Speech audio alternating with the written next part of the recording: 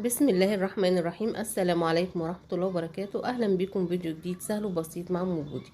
النهاردة إن شاء الله هنعمل العيش الفلاحي اللي هو العيش الناشف، العيش اللي هو عيش المكنة. وإن شاء الله اللي ما عندهاش مكنة برضو هنقول هتعمله ازاي بإذن الله. بس فضلا وليس أمرا، يعني يا ريت تفرحونا كده وتدعمونا باللايك بتاعكم والاشتراك والشير إن شاء الله. انا دلوقتي زي معايا ربع كوبايه ميه دافيه ودوبت فيها الخميره، سواء اذا كانت خميره بيره او خميره فوريه. انا هيكون هعجن ان شاء الله 3 كوبايات دقيق، 3 كيلو دقيق. اللهم صل على سيدنا محمد. كوبايه الميه الدافيه، نص كوبايه الميه الدافيه دي حطيت فيها معلقه سكر، وحطيت فيها كيسين الخميره الفوريه. او اذا كان عندك خميره بيره وبتستخدميها استخدمي خميره بيره. انا النهارده استخدمت خميره فوريه، ودوبتها مع السكر مع الميه الدافيه مع نص كوبايه دقيق زي ما انتوا شفتوا كده، وهسيبها تخمر دوت علشان يسرع عمليه الخمر، وبيبقى بيعتبر كمحسن للعجين اللي انت بتعمليه او الحاجه اللي انت بتعمليها. ولو عايزه تعملي حاجه طريه برضو دي بتساعد في طراوه الحاجه اللي انت عايزه تعمليها. هنا بعد ما خمرت اهي بسم الله ما شاء الله. هنخل بقى الدقيق عليها. لازم اي دقيق يتنخل، سواء مكيس سواء دقيق سايب، لازم يتنخل لنتفادى وجود اي حاجه فيه ان شاء الله يعني. انا معايا 3 كيلو دقيق، وهحط عليهم كوبايه دقيق ذره. الدقيق الذره بيساعد على قرمشته كده، وبيكون سهل الندغ لو حابه تاكليه ناشف او تغمسي بيه حاجه ناشفه. اللهم صل على سيدنا محمد. انا حطيت كيسين خميره فوريه علشان هستخدم 3 كيلو دقيق، لكن انت لو هتعملي كيلو دقيق او كيلو ونص بالكتير قوي كفايه كيس او معلقه كبيره من الخميره. واحنا دلوقتي في الشتاء الميه لازم تكون زياده عن الدافيه شويه، تكون سخنه مش دافيه، ومش سخنه قوي عشان ما تموتش الخميره. انا هنا كنت بنخل الدقيق الذره، وزي ما قلت الدقيق الذره مغذي جدا وصحي جدا. خدت منه كوبايه علشان لو حابه تغمسي بالعيش حاجه مش هتعمليه فته مثلا ولا حاجه، يكون سهل المضغ معاكي، يتقرش بسرعه في البق، بيكون سهل المضغ ان شاء الله. حطيت معلقه كبيره ملح، دي معلقه كبيره على 3 كيلو دقيق. اللهم صل وسلم وبارك على سيدنا محمد. وطبعا الميه معايا سخنه، زي ما قلت لكم ان احنا في الشتاء، عشان العجين بتاعنا ما يغيبش في التخمير ان شاء الله. وبتبقى عجينة سهلة وبسيطة جدا، وما بتبقاش لينة، بتبقى متماسكة. في الشتاء بس بتكون يعني باللينة حاجة بسيطة، حاجة بسيطة اوي زي ما انتوا هتشوفوها كده، عشان الشتاء بيبقى الجو برد فالعجين بيجمد معانا، ما يبقاش صعب الفرد ان شاء الله. انا دلوقتي حطيت المية حبة حبة. لو هتعملوا كيلو دقيق، كيلو دقيق بياخد نص كيلو ميه او اقل، فاحنا ما بنحطش نص كيلو ميه. نص كيلو ميه ده يعني حوالي كوبايتين، فاحنا بنحط كوبايه ونص، ونص الكوبايه التاني بنحطها واحده واحده، ده لو كيلو دقيق. ولو اكتر بقى بتضعف الكميه. انا بسم الله ما شاء الله خلاص العجينه اتلمت اهيت، ما بيغيبش في العجين ولا حاجه، بسم الله ما شاء الله. وبيبقى طعمه خفيف وجميل جدا، يتاكل مع اي حاجه، يتعامل مع فته. احنا في الشتاء دوت بنحتاج الفته كتير، وبنحتاج الاكل الشتوي بقى اللي هنعمله مع بعض ان شاء الله، بيبقى حلو قوي بيه ان شاء الله. هنا بقى هسيبها تخمر، وهرش حبه دقيق كده علشان هحطها الكيس اللي كان فيه الدقيق هغطي بيه ما يقوم ما يلزقش فيه لما يخمر ان شاء الله.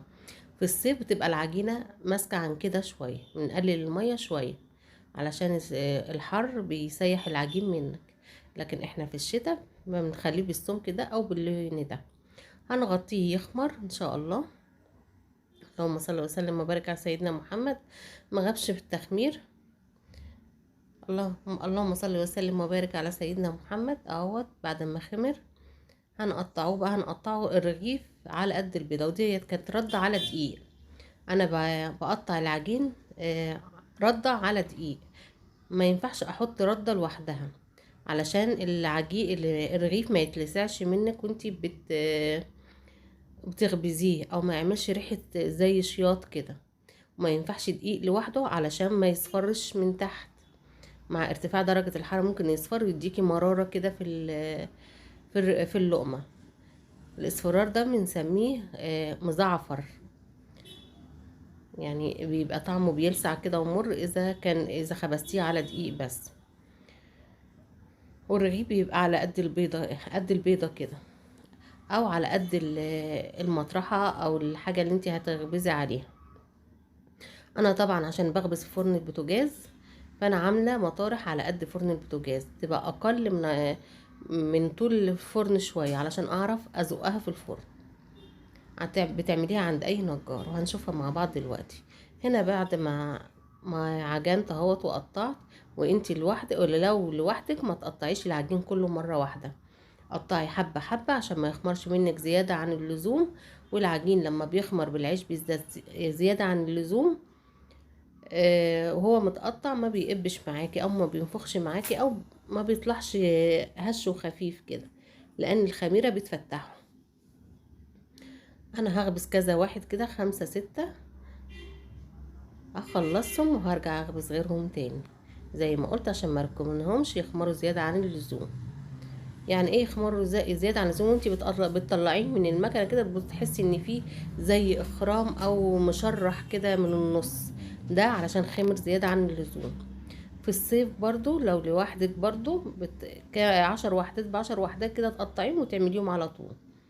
دي عن تجربة، انا بقولكوا التجارب اللي انا مريت بيها. بسم الله ما شاء الله. ودلوقتي طبعا اللي ما عندهاش المكنه دي هنقوله برضو هتعمل ايه. دي المكنه اهي بيبقى فيها ارقام كده لحد رقم 8. طبعا كل رقم ده بيتخبز فيه حاجه. هنا ال5 و6 بيتخبز عليهم العيش على حسب المكنه الموجوده معاكي والسمك بتاعها. هنحط الرغيف كده وهنلف بيه. طبعا اللي عندهم المكنه دي اكيد عارفينها، دي بيتعمل بيها المخروطه وتعمل بيها القدوسيه. هنا هو بسم الله ما شاء الله كان قبل. بسم الله ما شاء الله هنحط الاول من تحت.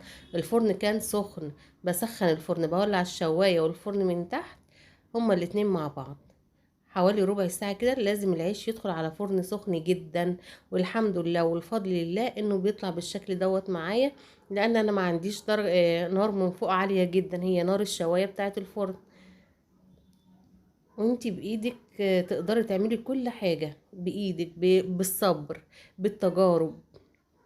بسم الله ما شاء الله. هنا اهو اخلص واروح اعمل غيرهم. انا هنا لازم اقفل الفرن على طول. اذا ما قفلتش الفرن وسبته اقول نشوفه مع بعض وهو بيرفع، مش هيرفع او يقب معايا. لازم احبس درجة الحرارة علشان خاطر ينفخ معايا بالشكل ده اللي انتوا شايفينه. ولما بينفخ كده باجي نقلاه فوق علشان يحمر معايا بسرعة على طول، واجي حاطه غيره. واذا لسه مني زي ما هتشوفوا دلوقتي، آه بهدي النار شويه، تهدي النار شويه. اذا لقيتيه لسع من تحت او اتحرق من تحت، بتهدي النار شويه وبترشي حبه ملح. هو كان دوت اتحرق، فانا هديت النار شويه ورشيت حبه ملح. الملح بيقلل من درجه حراره الفرن او الصاجه، بيقلل من درجه حراره الصاجه. طبعا زي ما قلنا احنا ما عندناش المكنه دي. كان الاول زمان ما عندهمش مكن، ولا عندهم الفريرة، ولا عندهم الخبازة، ولا عندهم النشابة. كانوا بيعملوا خلصوا رغيف اكبر من كده بكتير على ايديهم. انا كنت قطعت كام واحد كده كبير شوية عشان نشوفه بيتعمل على ايدينا ازاي.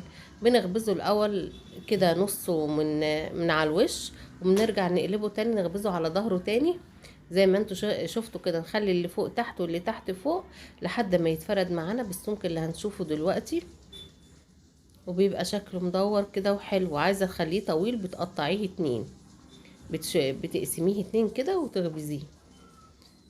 بس دوت ما بينفعش على البوتاجاز من فوق لانه ما بيستويش سوا كامل، هيعضم منك.